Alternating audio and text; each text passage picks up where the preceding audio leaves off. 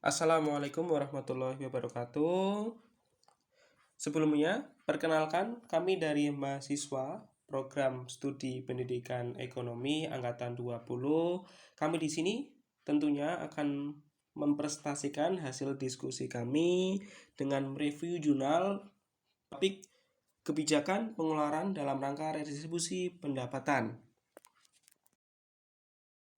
Adapun kami dari kelompok 6 beranggotakan 4 orang. Yang pertama ada saya sendiri atas nama Mahmud Saifuddin dengan NIM akhiran 033. Kemudian ada Mbak Evi Alfiana dengan NIM akhiran 010. Kemudian ada Mbak Nabila Farjani dengan NIM akhiran 015. Dan yang terakhir ada Mbak Pungki Andriana dengan NIM 020. Kami di sini akan membahas mengenai topik dan mereview jurnal dari jurnal internasional. Untuk jurnalnya sendiri, kami mengambil jurnal internasional yang berjudul Use of Public Health and Social Care Service Among the Elderly in Finland and under Examined Mechanism of Redistribution, yang artinya dalam bahasa Indonesia adalah penggunaan layanan kesehatan masyarakat dan perawatan sosial di kalangan lansia di Finlandia, mekanisme redistribusi yang kurang teruji. Yang jurnal ini disusun oleh Maria Valavo, Finnish Institute for Health and Welfare Finland. Pembahasan yang pertama, kita akan membahas mengenai latar belakang. Latar belakang dari jurnal yang telah kita review di sini mengatakan bahwa kami akan menganalisis penggunaan layanan perawatan kesehatan dan sosial di kalangan lansia di negara Finlandia, yang tujuannya tentunya di sini untuk menekankan pentingnya bahwa memasukkan pendapatan tunai dan layanan ke dalam studi distribusi pendapatan itu sangat-sangat penting, sehingga orang yang lanjut usia itu ternyata memiliki kebutuhan perawatan yang lebih besar yang dapat diperoleh banyak manfaatnya dan keberadaan layanan publik jika dimaksimalkan betul. Namun terkadang orang-orang lansia itu biaya out of pocket-nya dapat menjadi beban sehingga keuangan mereka bermasalah, apalagi orang-orang yang mereka ini berpensiunan dan berpenghasilan rendah.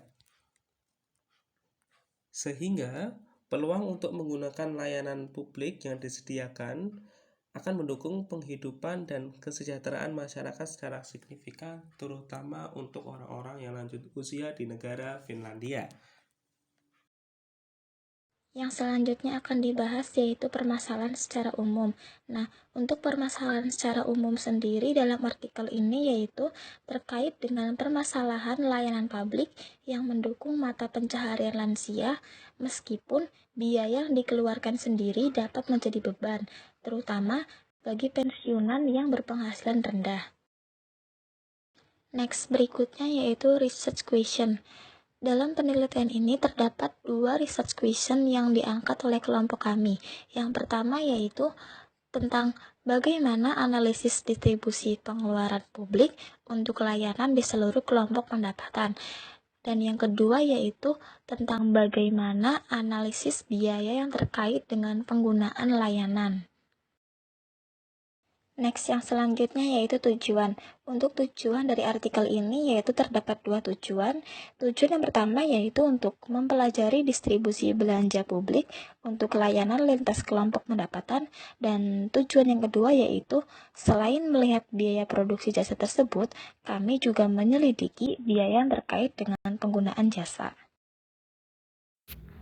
Di sini saya ingin menjelaskan mengenai metode yang artikel gunakan menggunakan metode observasi. Data analisis didasarkan pada data register di Finlandia dari tahun 2015. Data menggabungkan informasi tentang penggunaan perawatan kesehatan dan sosial, penggunaan dan biaya obat yang diganti, biaya perjalanan dan layanan perawatan kesehatan swasta, dan pendapatan dan latar belakang sosial ekonomi individu.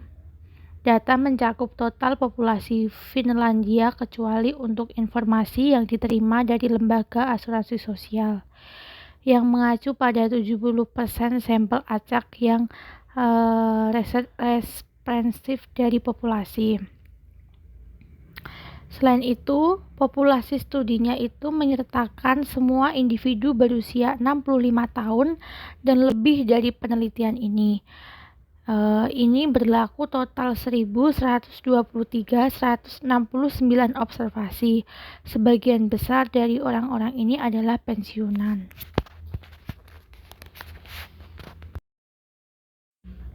Pada slide di sini ada grafik yang menunjukkan antara rata-rata biaya tahunan dan biaya penggunaan per individu menurut jenis layanan. Nah, di sini itu layanannya itu disesuaikan dengan usia dan jenis kelamin. Biaya pengguna hanya untuk penggunaan layanan publik, yaitu tidak termasuk pembayaran sendiri untuk obat-obatan, biaya perjalanan, dan layanan pribadi.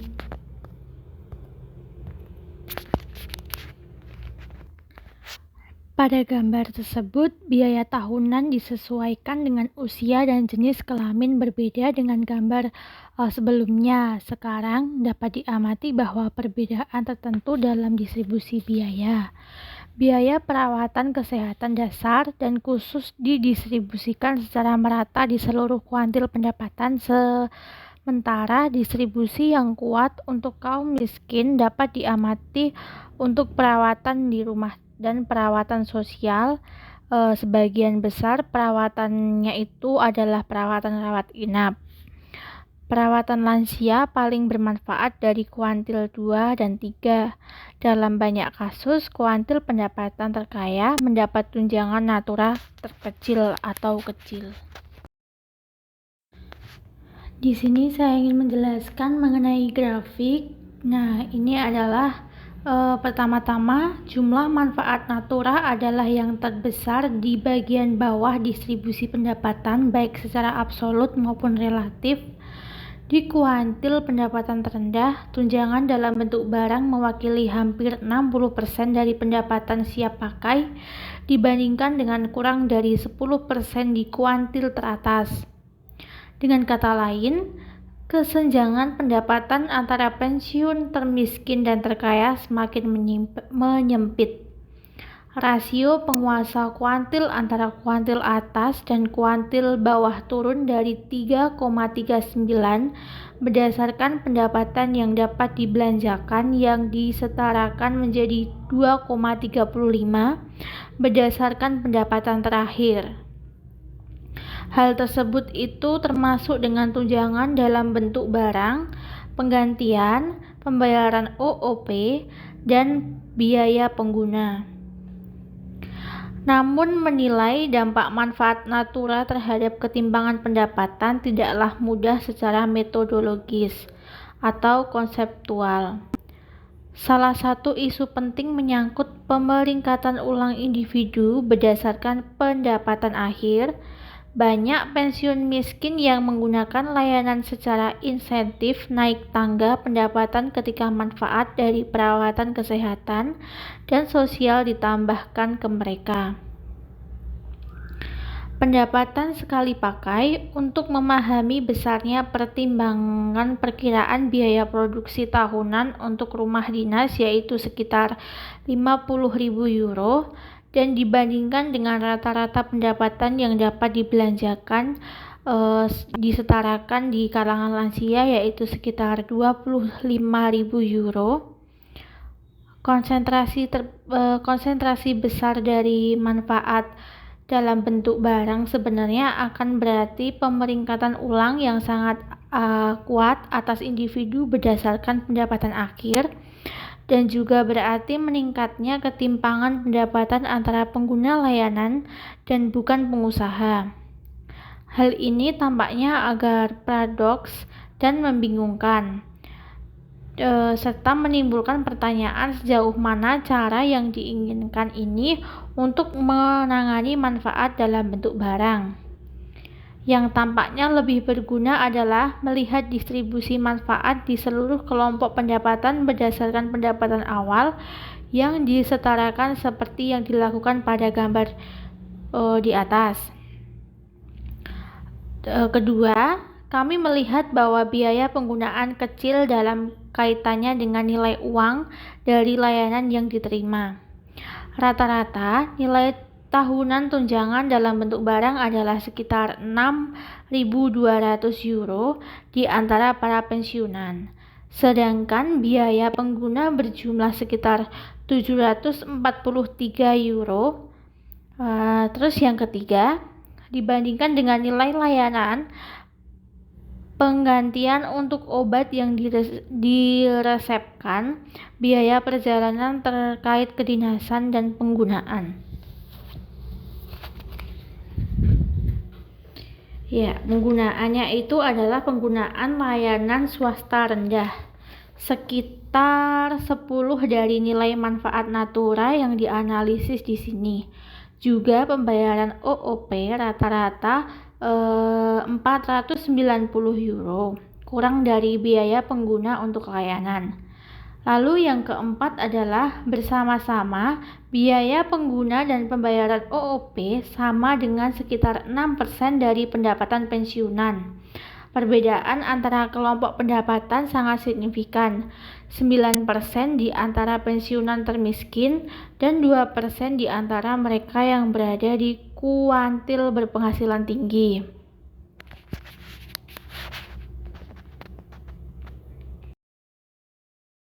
Untuk selanjutnya yaitu kesimpulan.